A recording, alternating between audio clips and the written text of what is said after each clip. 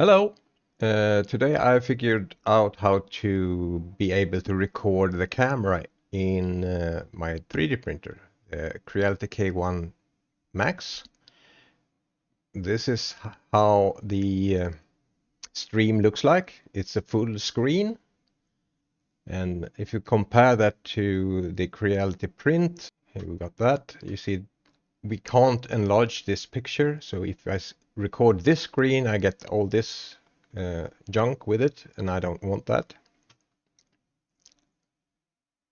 So in OBS Studio, you select browser. You select sources plus, and you select browser, and let's take a look at this browser, so like that. And now we have a picture-in-picture with it, and I can drag it up and down.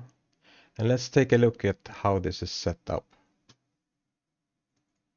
So for the URL, I put in the IP number to my 3D printer on my local network on port 8080 / action equals stream. And then I set up the resolution of the Creality K1 Max camera to 1280 by 720.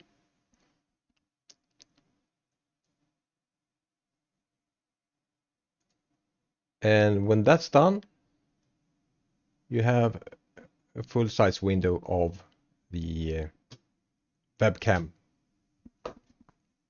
Great!